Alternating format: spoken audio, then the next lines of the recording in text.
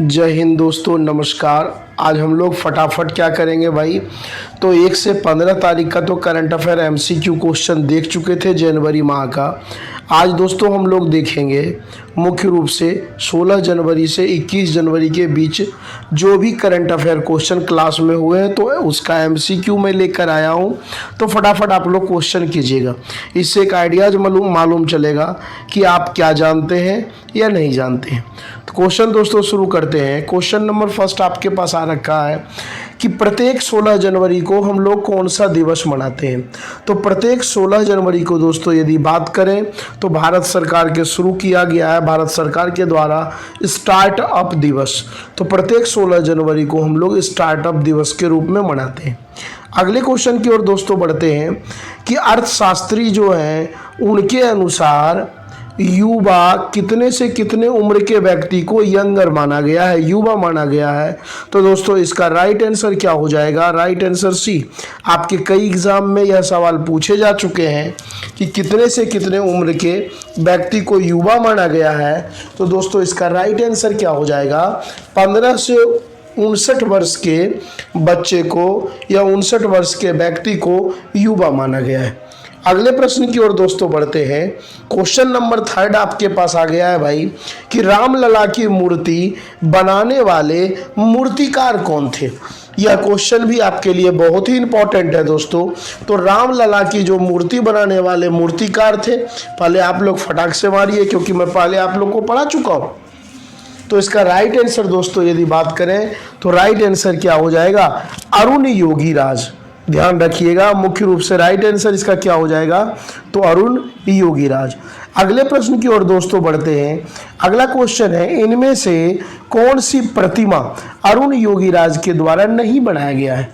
तो इसका दोस्तों राइट आंसर हो जाएगा सरदार वल्लभ भाई पटेल की जो प्रतिमा बनाई गई है वो सुतार के द्वारा बनाया गया था। जो आर्किटेक्चर थे सुतार जी थे, ठीक है। और यही जो है विश्व की सबसे ऊंची प्रतिमा मानी गई है और इसकी हाइट दोस्तों कितनी है? 182 मीटर।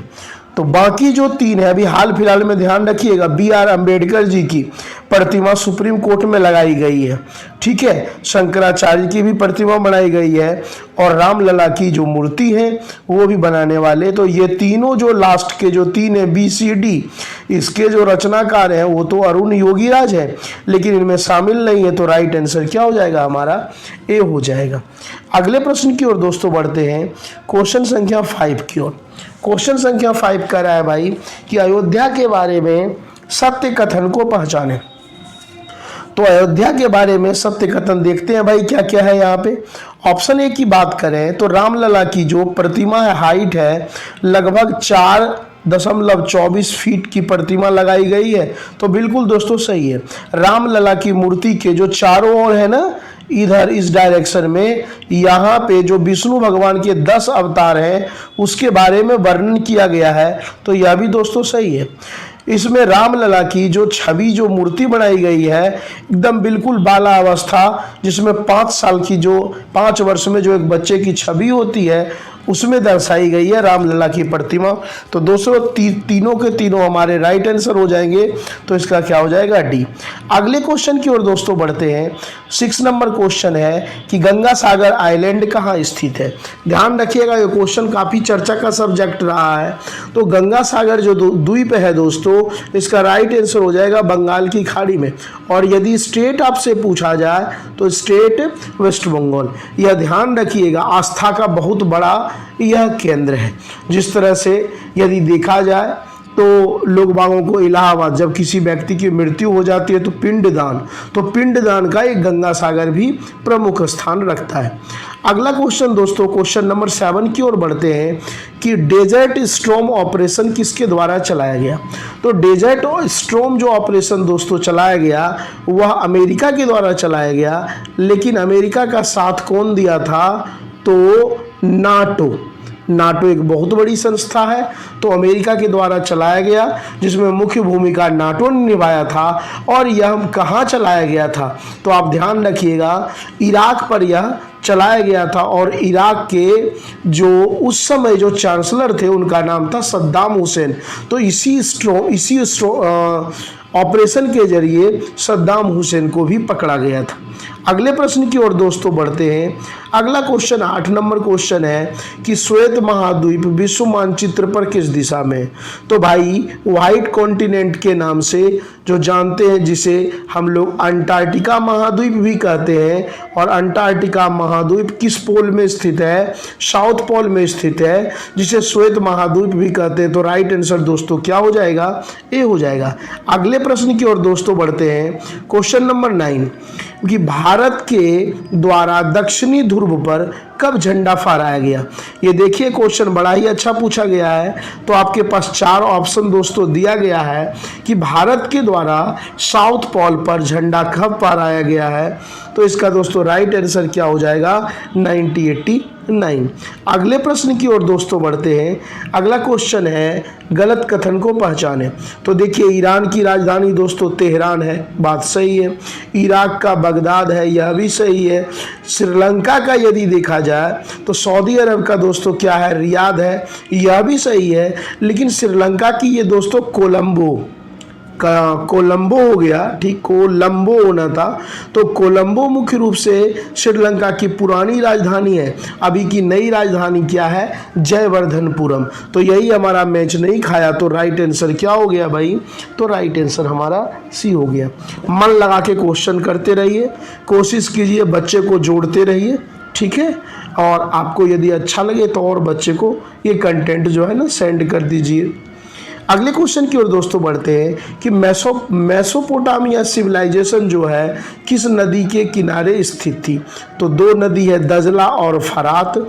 इन दोनों नदियों के किनारे मेसोपोटामिया सिविलाइजेशन स्थित थी। इसी तरह से पूछा जाता है जो इजिप्ट सिविलाइजेशन था, मिस्र सभ्यता किस नदी के किनारे? तो मुख्य रूप से नील नदी के किनारे। इसी तरह से सिंधु घाटी सभ्यता, तो सिंधु और सिंधु की सहायक नदियों के किनारे स्थित थी। तो ये दोनों हो जाएगा। तो डी ऑप्शन क्या है? ए और बी। अगले सवाल की ओर दोस्तों बढ़ते हैं। मेसोपोटामिया सभ्यता का मुख्य केंद्र। तो देखो भाई, मेसोपोटामिया सभ्यता का मुख्य केंद्र रहा है ईरान और इराक। लेकिन ऑप्शन हमें एक ही चूज करना है। तो इसका मैक्सिमम पार्ट कहाँ रहा है? इराक में। तो इसलिए इसका राइट आंसर डी हो जाएगा। अगले क्वेश्चन की ओर दोस्तों बढ़ते हैं कि असम का सर्वोच्च सम्मान हाल फिलहाल में किन्हें दिया गया? असम राज्य का दोस्तों सर्वोच्च सम्मान हाल फिलहाल की यदि मुख्य रूप से बात करें तो रंजन गोगोई को दिया गया। नेक्स्ट क्वेश्चन नंबर 14 की ओर बढ़ रहे हैं कि वैभव अवार्ड किस राज्य का सर्वोच्च सम्मान है? तो दोस्तों जो वैभव जो अवार्ड है यह असम राज्य का सर्वोच्च सम्मान है, जो भी हाल फिलहाल में रंजन गोगोई को दिया गया। नेक्स्ट क्वेश्चन की ओर दोस्तों बढ़ते हैं। क्वेश्चन है 15 नंबर क्वेश्चन कि अरब सागर की रानी किसे कहते हैं? या अरब सागर की रानी किस बंदरगाह को कहते हैं? तो राइट आंसर दोस्तों हो जाएगा बी हो जाएगा, कोचीन बंदरगाह। यह मुख्य रूप से केरल में पड़ता है और इसे अरब सागर की रानी भी कहते हैं। क्वेश्चन नंबर दोस्तों 16 की ओर बढ़ रहे हैं। क्वेश्चन नंबर 16 है कि विश्व में सबसे ज़्यादा दूध उत्पादन कहाँ होता है? तो आपको पता ही है भाई, भारत में होता है। और भारत में सबसे ज़्यादा दूध उत्पादन, तो भारत में मवेशियों की संख्या सबसे ज़्यादा उत्तर प्रदेश है, तो उत्तर प्रदेश हो जाएगा। अगले सवाल की ओर दोस्तों बढ़ते हैं कि फ्लड क्रांति, फ्लड का मतलब बाढ़ होता है भाई, तो फ्लड क्रांति किससे संबंधित है? तो इस फ्लड क्रांति को दोस्तों श्वेत क्रांति भी कहते हैं। तो ये दोनों के दोनों श्वेत। अब दूध कैसा होता है? तो भाई व्हाइट होता है, श्वेत उसी को कहते हैं। तो फ्लड क्रांति हो, श्वेत क्रांति हो, ये किससे भाई संबंधित है? तो अत्यधिक दूध उत्पादन से। और भारत में दूध उत्पादन का प्रोडक्शन पे अत्यधिक बल कब से दिया जा रहा है? तो 1970 से दोस्तों दिया जा रहा है। अगले प्रश्न की ओर दोस्तों बढ़ते हैं। क्वेश्चन नंबर 18, इनमें से कौन सी, ध्यान रखिएगा, भैंस की नस्ल नहीं है? तो जो हाइब्रिड है इसमें मुख्य रूप से भैंस की नस्ल कौन सी नहीं है? तो 3 तो दोस्तों है ए है, बी है और डी है। तो साहिवाल जो है गाय की नस्ल है, तो राइट आंसर दोस्तों सी हो जाएगा इसका। अगले प्रश्न की ओर दोस्तों बढ़ते हैं। इनमें से कौन सी गाय की नस्ल नहीं है? तो इनमें से दोस्तों गाय की नस्ल देखा जाए तो जमुनापरी नहीं है, बाकी तीनों हैं। नेक्स्ट क्वेश्चन की ओर दोस्तों बढ़ते हैं कि कौन सा कथन मेल नहीं खाता है, मतलब स्टेटमेंट गलत है। तो यहाँ देखिए, कूका भेड़ की प्रजाति, जमुनापरी है ना गौट की प्रजाति है, साहिवाल गाय की प्रजाति है और नागपुरी भी गाय की प्रजाति है। तो दोस्तों इसका राइट आंसर हो जाएगा जो नागपुरी जो है, पुडी जो है, यह मुख्य रूप से भैंस की प्रजाति है। क्लियर? तो मैच नहीं खाएगा, राइट आंसर डी हो जाएगा। अगले प्रश्न की ओर दोस्तों बढ़ते हैं कि भारत में सबसे ज़्यादा ऊन की प्राप्ति होती है। तो भारत में देखिए सबसे ज़्यादा गोट की प्रजाति है दोस्तों पश्मीना। ये खास करके उत्तराखंड, हिमाचल प्रदेश, लेह लद्दाख में पाए जाते हैं। तो सबसे ज़्यादा ऊन की प्राप्ति गोट से होती है। जो कौन सी गोट है भाई? तो पश्मीना है, बकरी की प्रजाति है। और मेरिनो क्या है इसके बारे में पूछा जाता है। तो विश्व में सबसे ज़्यादा जो ऊन का प्रोडक्शन होता है, ऊन प्रोडक्शन, वो मेरिनो नामक भेड़ से होता है। और दोस्तों ये मेरिनो मुख्य रूप से ऑस्ट्रेलिया में पाए जाते हैं। अगले प्रश्न की ओर दोस्तों बढ़ते हैं।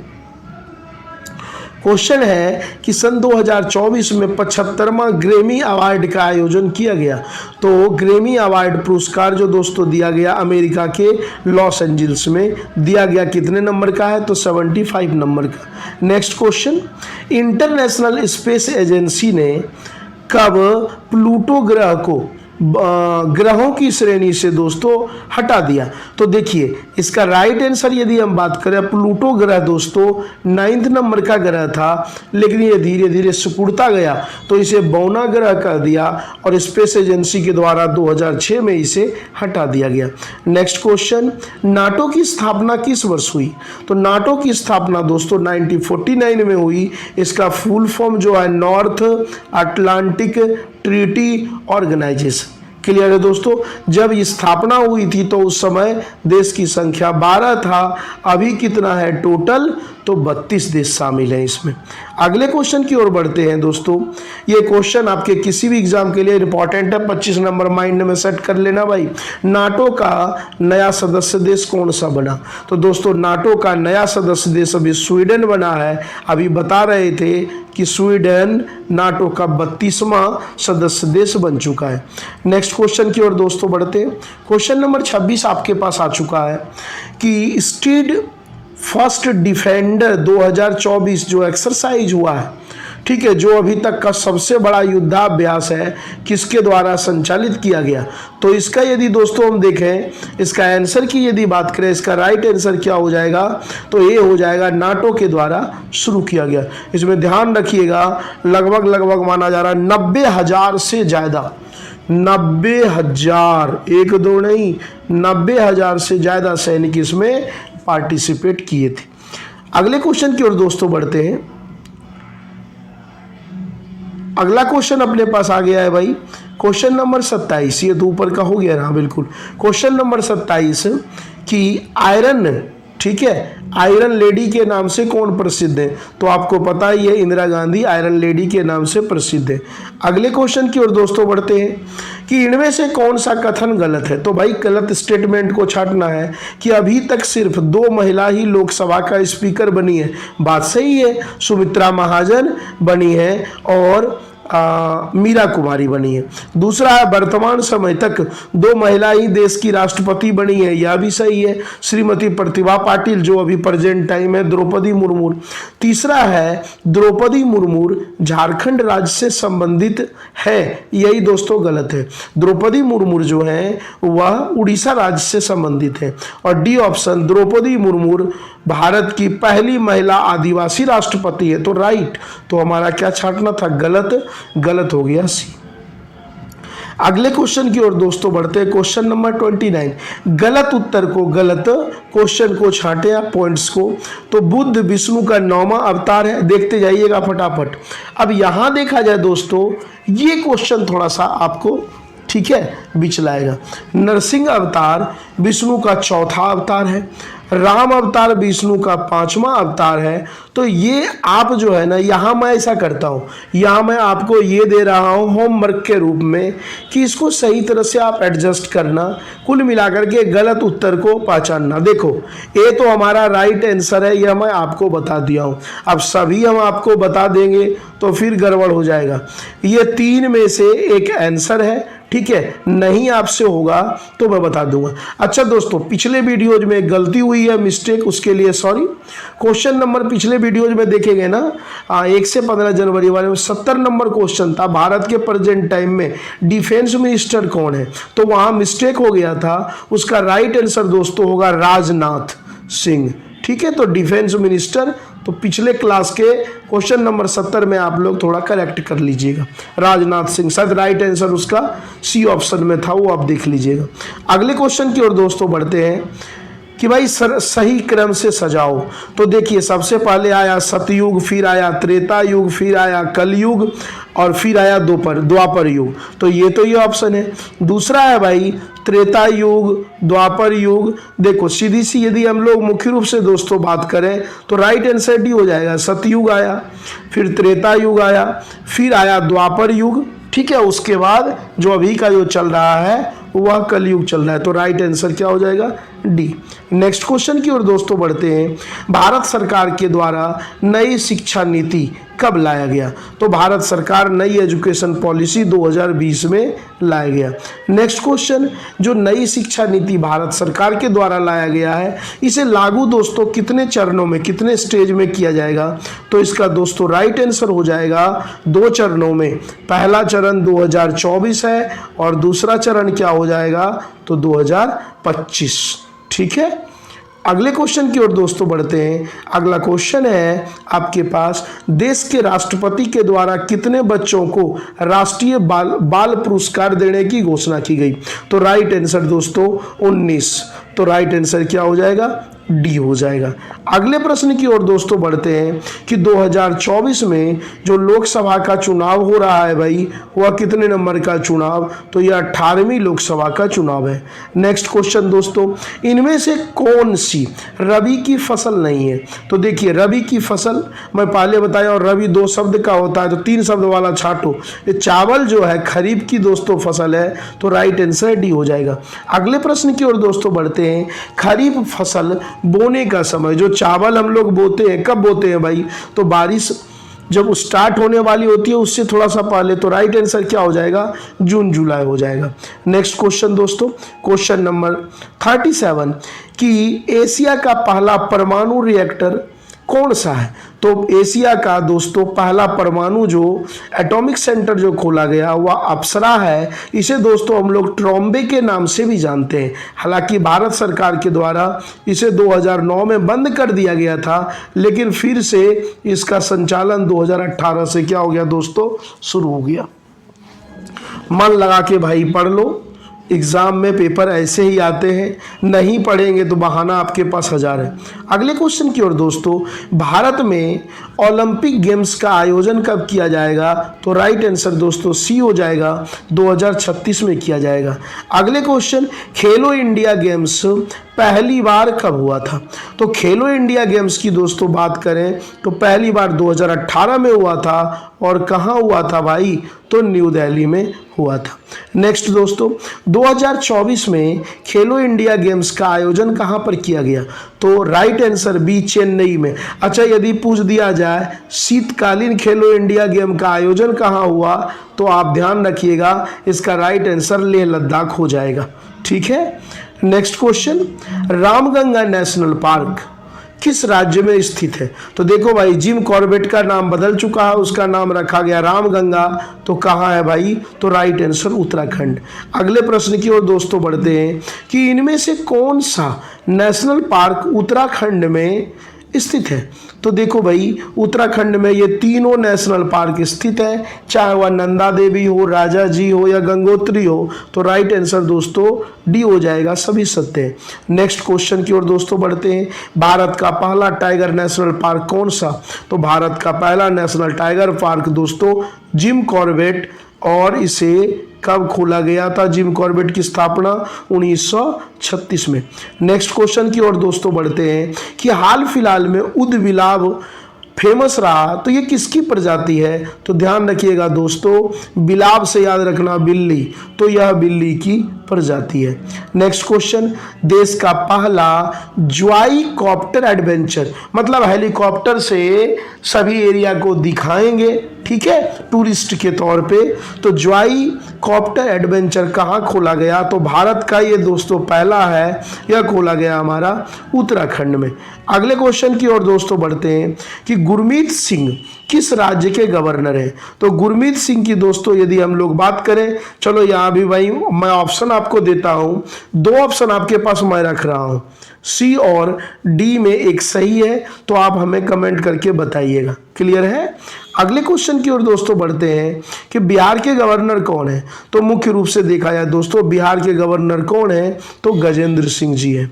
नेक्स्ट क्वेश्चन की ओर बढ़ते हैं, अयोध्या में राम मंदिर की ऊंचाई, जो अयोध्या में राम मंदिर बनी है उसकी ऊंचाई कितनी है भाई? तो उसकी ऊंचाई मुख्य रूप से यदि देखा जाए दोस्तों तो 3 से 360 फीट के आसपास है। नेक्स्ट क्वेश्चन, रामलला की जो प्राण प्रतिष्ठा दोस्तों हुई है, तो जिस दिन प्राण प्रतिष्ठा हो रही तो गर्भगृह में भाग कौन नहीं लिए थे? तो देखिए, देश के प्रधानमंत्री भाग लिए थे, मोहन भागवत लिए थे, योगी आदित्यनाथ लिए थे, और उत्तर प्रदेश के गवर्नर भी लिए थे आनंदीबेन पटेल, गोपाल दास इसके हेड थे, रामलला के मुख्य रूप से अध्यक्ष थे।